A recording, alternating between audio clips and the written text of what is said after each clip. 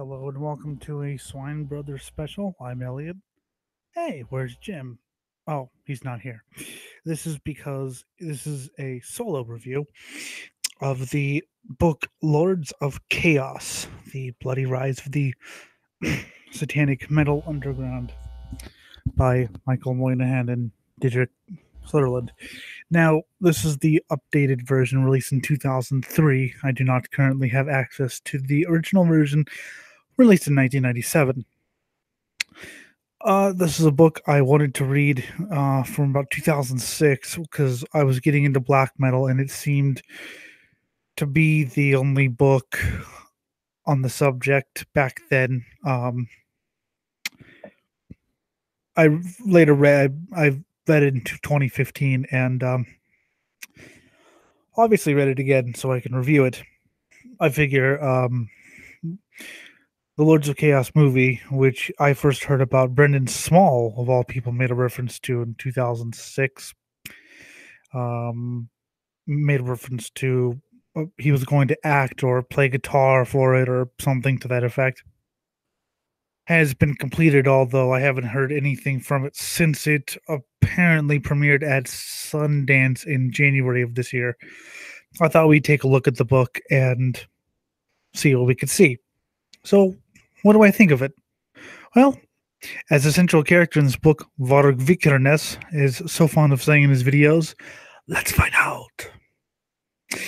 Now, what I'm going to do is I'm going to sort of run through the book, give you a little summary of what happens, and then sort of tell you other things that I may have not done. Yeah.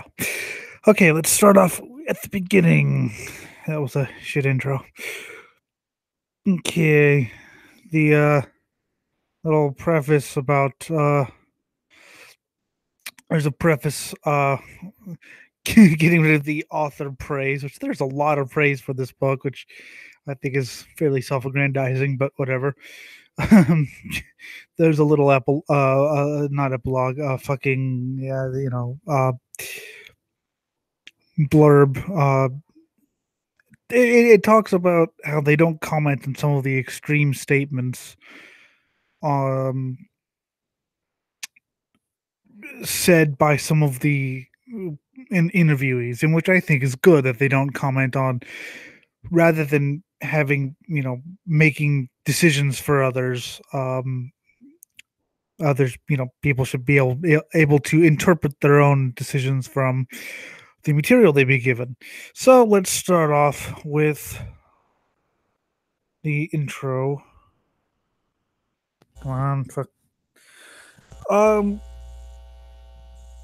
they go into rock and roll and sort of counterculture and or terrorism with some of the Varg Vikernes exploits, which is fairly interesting.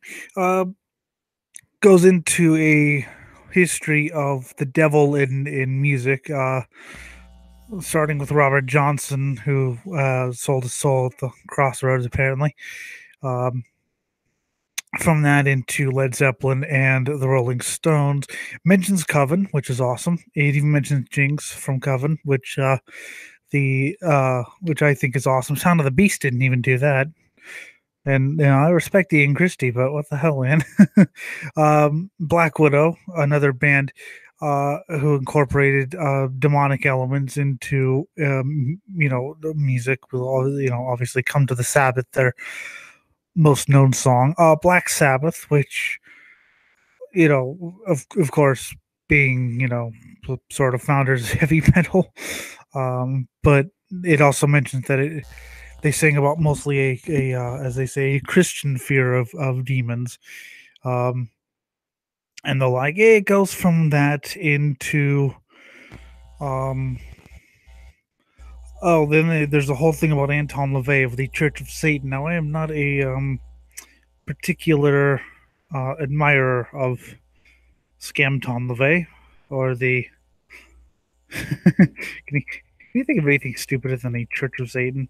It goes into that, and it goes into how there's an overriding message in this book is that how any sort of theistic interpretation of Satan is wrong and Anton LaVey is right. Uh, this is because Michael Moynihan is was a member of the Church of Satan. Talk about sucking up. Um, there's so there's a lot of LaVey worship here, which Varg does talk about. He is missing the point about a couple things, but he gets it right that whether or not he influenced black metal or not, I seriously doubt it. Uh, it goes into that. Venom, Merciful Fate, and Bathory get three very brief histories. I mean, at least they mention some of the albums, which they don't really do with the Norwegian black metal scene. Uh, Venom. Uh, Venom's the first. Let's see here. Yeah, Venom's the first. Merciful Fate's the second. Of course, King Diamond being in the Church of Satan, he gets special love. I mean, I love King Diamond. I'm just saying. Bathory, which they mentioned the pagan element that came into Bathory's lyrics about the time of blood, fire, death, which will become another strong point in the book. Paganism, obviously. I mean, this book shouldn't have been titled Lords of Chaos and should have been titled The Varg Vikernes Story. Anyway, briefly talks about Slayer and Possessed. Basically talking about Satanism and metal. Slayer and Possessed get a brief little blurb here. Thrash metal also gets a brief blurb with bands like Hellhammer, Sodom, Celtic Frost. Although, like I said, it's literally just. By the way, these bands exist. Death metal gets a another brief little blurb here. It all just seems like someone, it seems like either Moynihan or Soderlund sort of went, we have to sort of make sure that people know we actually understand this type of music. So let's just name drop a few bands and give the most bare-boned history of this music possible. Other books are available and are much better. Unleashed is mentioned. Unleashed, no, Grave, weirdly enough. I believe Dismember's mentioned. Unleashed is not. Or, I mean, sorry, Unleashed is. Grave is not. Death metal dies, black metal's reborn, or black metal is born. Talks about the commercialization of death metal, which, I mean, I don't think you really saw it in America except for Cannibal Corpse doing the Ace Ventura thing. But apparently in Europe, you had, as Euronymous puts it, MTV, Entomb playing on a disco show on MTV and earache videos. Goes into the burning down churches. Goes into the early Norwegian black metal scene. Mayhem is sort of given a brief history. Burzum, Emperor, basically all the main bands. Immortal and Darkthrone are only sort of mentioned, which I think is interesting, as Darkthrone was the first one to really come to the black metal, release a black metal album, that being Ablaze in the Northern Sky. Remember, although Mayhem had done the Live in Leipzig gig in 1990, Euronymous was busy not being productive. And of course, Mayhem's first EP, Death Crush, was more of a black and thrash. Great album, especially with that outro. Oh, look, the flares are sinking. Yeah, track that one down. It's been bootlegged with a Dark Throne demo, I believe. Why do they insist on spelling it Dark Throne? DARK space THRONE as two words when it's actually Dark Throne. It's never been Dark Throne. Fenris once jokingly explained, like Whitesnake. um, the church burnings are discussed, theories ranging from pyromania to uh, Watson Redivivis, which is okay. We'll get to that a little bit later. Pyromania is an interesting. Varg says that the psychologists ruled out pyromania, but it is a sort of an interesting comparison. Although they do, this book has a weird habit of sort of going way off topic, going to American Southern churches being burned and churches being burned in Irish in Ireland for the war between Catholics and Protestants, which has nothing to do with black metal. I mean, I get it. It's a link in the same spirit, and if you believe Varg, a war between the pagans and the Christians, which has been going on for years, which obviously, but it does seem a little bit far fetched, especially because Varg's been known to employ history um at his leisure, and he's a master at self self-aggrandizement. Of course, according to him, everything said in this book is taken out of context, so who knows, maybe he didn't actually. uh So let's see. Dead gets mentioned. That was nice. They even mentioned that he sang for the band Morbid on the December Moon demo, which is something you guys should listen to. He also recorded 2 studio tracks with Mayhem, Freezing Moon and Carnage, which are great songs. Of course, there's several live gigs recorded with him and a couple rehearsals. I believe they're making a Dead box set of all the material with him in it. So they mentioned him. Uh, let's see, Helvete, the shop is mentioned. Lots of interviews with Metalian of Slayer magazine, which is always fun. He seems like an awesome person. Varg Vikernes gets more. The murder. They talk about the murder of Bard Faust, or the Faust's murder, obviously. Have several interviews with him. No interviews with Fenris of Darkthrone, which is odd. I mean, the book Black Metal Evolution of the Cult had a whole chapter on Darkthrone, but whatever. A couple interviews with Ison and Samalt. It's interesting who they choose to interview, because there's no Darkthrone. There's no Immortal. There's no, it's. Eh. Then again, I seriously doubt these people know anything about black metal. Helvete gets mentioned on Hell on Earth. All the interviews, of course, which Appendix A is actually an interview translated, which I'll talk more about later, which is awesome. Also, the Kerrang article is freely available on, I believe, Burzum.com, which we read a couple months back. Those are some great interviews. Metal needs to be more like that, like this, like we're going to stand up for everyone, and everyone's going to be, included. No, just burn everything. Let's see what happens. Talks about they talk about the communities being affected by church burnings, which sort of interesting, I guess. I mean, personally, I don't care. I never really had anything to despise about church burning, and never cared. Let's see.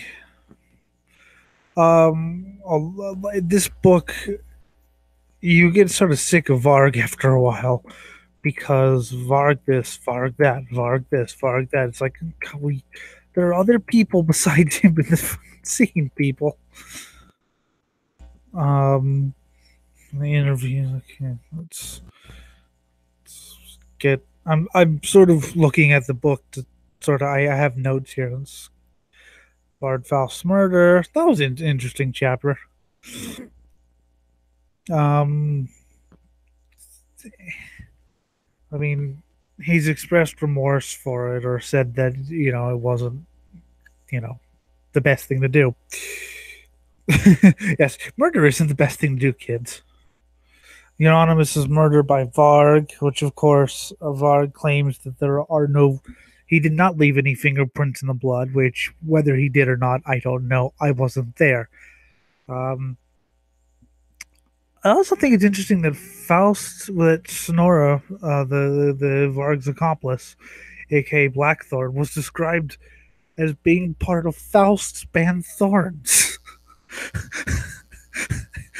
That's Blackthorn's band. It's like if I joined fucking Mayhem like today, and Elliott Lindenwood's band Mayhem. Hellhammer was a part of Elliott Lindenwood's band Mayhem. Hellhammer has some interviews here where he makes some pretty extreme statements. I'm almost positive he regrets. Yeah, wow. We'll get to the extreme statements later, but it explains the Varg Vikernes story. Of course, is on Burzum.org, um, which you can read for free. It's a Burzum story part 2, which is a really interesting. So more talk about arson, which is interesting. Of course, more interviews with Varg because he's the only one that can talk. Okay, now it gets sort of esoteric here. Okay, because they exit the satanic metal bassist and even metal and talk about Varg's worldview of neo-paganism, which I don't know enough about to really pass judgment on. What the hell does it have to do with metal? Varg by this point had said that metal was dead to him and that Burzum wasn't metal and that blah blah blah blah blah. And he wasn't really like this when he was in the scene 91, 93. So really it seems a little bit like, once again, the Varg Vikernes love story. um Varg makes several extreme statements here, and people complain, "Oh, it's promoting fascism." It's like, actually, the tone throughout seems pretty wary of Varg's politics, or of something to keep an eye on. Varg's politics, and sort of neo-fascist statements. Of course, Varg claims he was never a Nazi, but whatever. Um, I mean, in my opinion, his claims defeat themselves. His opinions pretty much defeat themselves by spouting this shit. So I don't think they really need to comment on them. I mean, the ridiculousness of saying that brown eyes are like looking at someone's ass. It's like, okay, what? So I mean, really, if you really need someone to comment on them and tell you why this is wrong, that must mean you either have a mental age of 4, or that you secretly have these beliefs and need to be told why this is wrong. So, yeah. We'll get more into extreme statements in a little bit here. Okay, this is where it gets sort of interesting. The Nazi UFOs section of the book. Now, I don't know what this has to do with black metal. Varg starts off by talking about certain misinterpretations of aliens visiting the world when it was young, and that degenerates into talking about Nazi UFOs with some guy I've never heard of. There's a lot of interviews with several Christians and pagans, and the guy from Voices of Wonder who seemingly doesn't understand black metal. But this is the interesting one because the ancient aliens theory, about 10 years after this book was written, gained traction. There was even a History Channel show about it, which was ridiculous. um so it was interesting, but like I said, what does it have to do with black metal? Varg wasn't part of the metal scene then. The Wild Hunt comparing black metal to the Wild Hunt. That was an interesting chapter. I mean, I don't know much about pagan lore, but at least was an interesting chapter. There's Appendix B is comparison archetypes, which is something I'm getting more into recently. But Watton talking about the revival of Odin um, being responsible for black metal's resurgence. Okay. Um, Talking about Varg, there's a long chapter on Varg Vikernes' chosen name of Varg, wolves and criminals and things like that. It gets fairly philosophical. In my opinion, they could have exchanged some of the philosophy for more actual like history of black metal because it just sort of so mayhem was formed and then the dead and then the church burnings and then everything died. There's no you know discography of early 90s black metal. There's no chronology of how this music came to really be. I mean, there's a bare bones one, but yeah, if you're actually looking for a book on like the history and evolution of black metal evolution of the cult is where you need to be, which is sort of my point here, actually. Um, More about Odin, The Outsiders Looking In, which has an interesting article about some guy who says that all Satanists are Christians, and because hating God must mean you really love God. Which is interesting. Yeah, the Nazis actually really love Jews. Oh, fucking idiot. Let's see. Yeah, here comes the chapter on Satanism. Now, Varg states that Moynihan stated that black metal was influenced by Anton LaVey, which he Vikernes goes out of his way to acknowledge that he did not actually was never influenced by Anton LaVey. In fact, they hated LaVey. They do mention this. They do mention that in terms black metal was anti LaVey for his humanistic outlook. Varg seems to have missed that. Maybe he didn't read the whole book. I don't know. It is sort of long and verbose and not in the good verbose way like Lovecraft.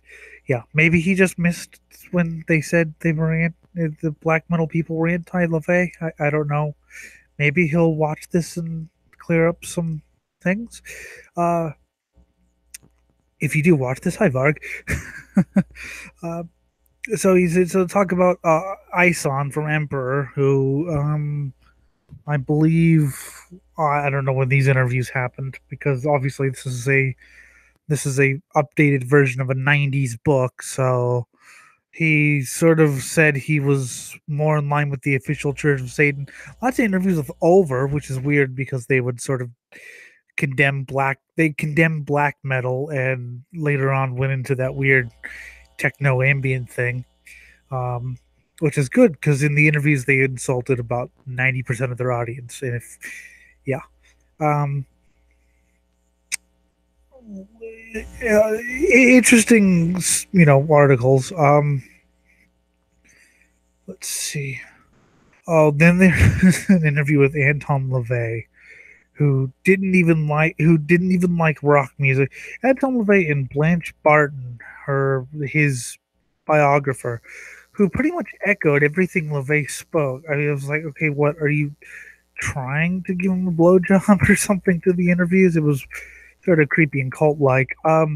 LaVey showed his ignorance by saying that black metal was the musical characteristics of a jet engine.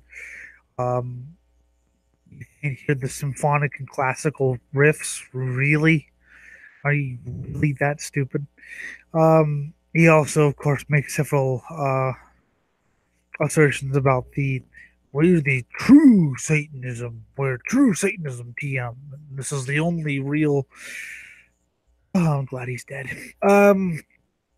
Yeah. Selling Satan. This is an interesting chapter about the about how black metal's taken off in the world. Dimmu Borgir is mentioned. Fantastic. I love that band, as you know. Uh, and sold several 100,000 albums, apparently. And they had an interview with the guy from Voices of Wonder, and they had an interview with a marketer from Nuclear Blast, who I believe is still with the company. They even had an interview with some Norwegian journalist who said, if we had more bands like Demo Borgir and the Covenant, then black metal would have been the new big thing. Like fuck, it wasn't, uh, because I hate those bands, and so yeah, it talks about uh, trying to sell black metal, and I mean, yeah, interviewing the wrong people again. Um, Several people talk about how they tried to court black metal when because it was selling, and then didn't because of the racism or perceived racism. At least some of the members said, and most of it was for shock value. I mean, back in the day, you even had Diamond Borger and Tiamat saying things that were shocking. I mean, most of it was. I mean, I'm sure Varg is serious about it, but I think most of it was just, hey, let's be extreme. And well, how do you be extreme in the society, Satan? Well, yeah, but it's been done before. Oh, there's an interesting article. There's an interesting piece in the story where they say that black metal began to um, manifest a satanic image after satanic panic scare stories or Norwegian headlines in 1990-91, which they tried to sort of link it to that, but I think if you actually look, you could just link it to metal bands like Slayer and Possessed and Sarcophago and early Sepultura and bands like that. But of course, these people don't actually. Michael Moynihan was into like electronic music and techno. I don't know what this Norwegian journalist guy listens to, but I can bet you it's not black metal. These people don't seem to actually know anything about the music and try to interpret it in context that they understand. Like Moynihan, a Church of Satan person and a pagan, tries to promote his philosophy of, well, yeah, LaVey and paganism, which, saying that all forms of theistic beliefs are primitive medieval devil worship. So, yeah, I believe TV Tropes calls it anvilicious. Not the cool kind of anvil either. Um, PR stunts. They talk about the satanic Gestapo, whatever that means. Um, Heathen horror, which Um, so there's a German section in this book, and the only band they actually mention is Absurd. No Moonblood, no Nargaroth, like fuck, but Absurd. Absurd is a obscure NSBM band, very good band, but I mean, Absurd they're a very obscure band who were known for killing a classmate in '93, and then Hendrik skipping his parole and fleeing to the U.S. There's a whole interview with Hendrik about his beliefs and things, which is fairly interesting. I like Absurd. They sort of pioneered that punky NS black metal sound that you hear today, a mix of black metal and oi. So it was interesting to hear what his influences were, um, and why he did the deed in '93. Um, he talks about how he's half Satanist, half pagan, which I think is interesting. What else? Yeah, just talks about church burning, obviously, because. Uh, but yeah, there's a whole. The only band they mention is this obscure band called Absurd. Absurd's a great band. It's think it's funny that That's the only band you know. Of course, they talk about his flee to the U.S. and into the several far right safe houses, and okay, then it gets into Swedish black metal scene, which the only bands they really mention are Nefandis, which they only mention Nefandis because of the exploits of one of its members. They mention Abruptum, obviously, because, torture metal. Uh, and they mentioned Dissection. No Marduk, which is weird because Morgan was evil in Abruptum. Of course, they mentioned Dissection, which is cool, but they don't actually go into his philosophy of intelligent theistic Satanism, Michael, which sort of sucks. They only mention the murder, um, which, like I said, I don't know. It's maybe it wasn't widely known, but in 2003 it probably would have been because he was out in 2004. I don't know. Whatever. People just don't do the research. The French black metal scene, which has Funeral before they became Crystal Knocked, grave desecrations, church burnings, all that fun stuff. England, which Cradle of Filth, and this really obscure band called what were they called? Necropolis, who I believe members of Gomorrah later took that band name and put out a shitty NWOBHM meets death metal. I mean, I like both genres, but it just doesn't work. With Algie Ward on bass, who you might remember from such bands as Tank and Warhead. Um, Necropolis got pissed and smashed some graves, and Cradle of Filth commented on it, and they talk about how Cradle of Filth was stalked by the Satanic Gestapo, whatever that means, and they try to have with the German guys. Uh, Fun stuff. Uh, Eastern Europe, Russia, and Poland. The only band they mentioned in Poland was Graveland. The band they mentioned in Russia was Corrosia Metala, which is not a black metal band. They started out as sort of Russia's answer to Venom. That's the best way I could describe them. Great band. Before morphing into a sort of punky, industrial, grindcore, nationalistic thing. Still pretty interesting. They talk about spiders, interest in politics, and,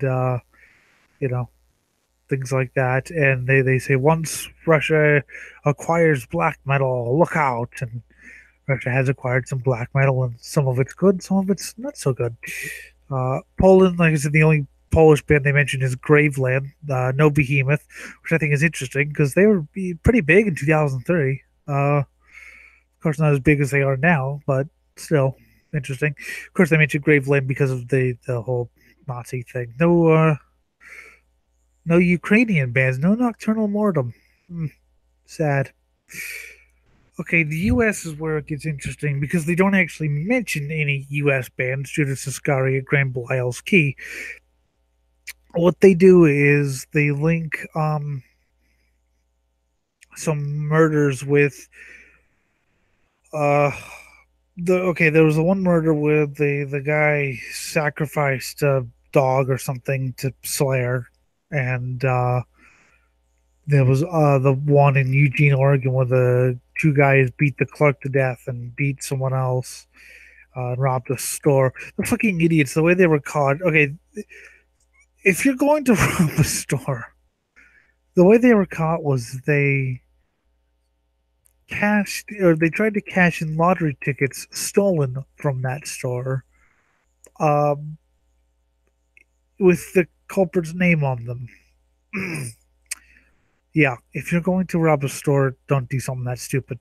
Anyway, as you may know or you may not, they tried to sue Cannibal Corpse and Deicide, as well as Metal Blade and Roadrunner. The label Deicide was on before Roadrunner took a huge shit for damages or whatever, and they settled out of court. I mean, I guess Deicide would fit in because they're satanic, and there's a section of black metal, and Euronymous was part of it, which believed that black metal is any music that is satanic rather than a sound, such as which is why Immortal never calls themselves black metal. They were Holocaust metal.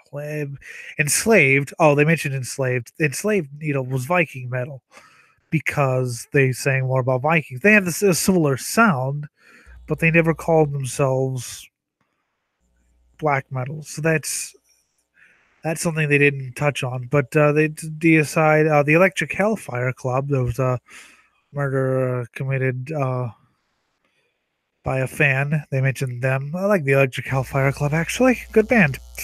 Uh, and then it goes really bizarre when they focus a lot of time and effort on chronicling the events of the Lords of Chaos, which is a self styled anarchist militia group. Um, they blew stuff up, torched some things, and killed their uh, band teacher. Uh, Interesting stories, but they try to uh, they try to say that it's black metal in spirit because of the the way they talked was similar to Burzum and Varg Vikernes. But I don't know. I mean, they could have listened to metal, but I doubt it. What the hell does that have to do with black metal? It seems like they're just grasping at straws here. Interesting story, but once again, get back to the plot. Finland, which had a pretty gruesome murder, um, where these kids got drunk and killed their friend. Um, Interestingly, the guy from Barathorn tried to distance black metal from Finland or from the murder, whereas uh, Jan Christensen said, "Oh, these fucking musicians, they care about more of the guitars than the philosophy," which he regrets writing it, which he regrets writing now. But interesting article. Beheaded and impaled Nazarene are mentioned. No Archgoat. Sad panda. Although I think Archgoat is broken up by then, or may have just reunited, so it's understandable. But still, sad panda. Fascists and black metal. They go along with all this whole black metal is fascist and black metal is they can't quite decide whether it's Satanism or pagan. So that's yeah. Uh, and they talk about Varg Vikernes becoming some sort of neo-fascist leader, which no, sorry. And of course later they mention there's a whole chapter on the black metal interpretation of the heathen concept of Ragnarok, which is interesting. But once again, I can't comment much on the whole heathen thing because I don't know enough about it. You know, I'm sort of a passive observer of those things, although I think most pagans are childish. Appendix 1 is really interesting because it's the interview translated into English from the mainstream newspaper in Norway, where Varg says a lot of things, or Count Grishnak, I should say, says a lot of interesting things about um, burning churches and killing people, and it's fun. It gives an interesting mindset into an interesting look into the mindset, I should say, of the scene back then, and it's in it's interesting. I mean, nowadays people try to be all warm and cuddly with metal, but I think we need sort of a revival of this. But hey, then there was a thing about the Wild Hunt and a couple others. So I am obviously skipping forward. It's an interesting book if you like true crime. If you're a true crime fan, it's a good book. If you want something other than true crime, like a history of black metal evolution of the cult is where you want to go. Um, Plus, the author actually knows what the hell he's talking about, which I doubt Michael Moynihan does. Um, He's too busy pelling. Well, actually, he's not pelling out Boyd Rice. I don't think they liked each other at the end. But yeah, it seems to me as though they did not really have a concept of what they were talking about.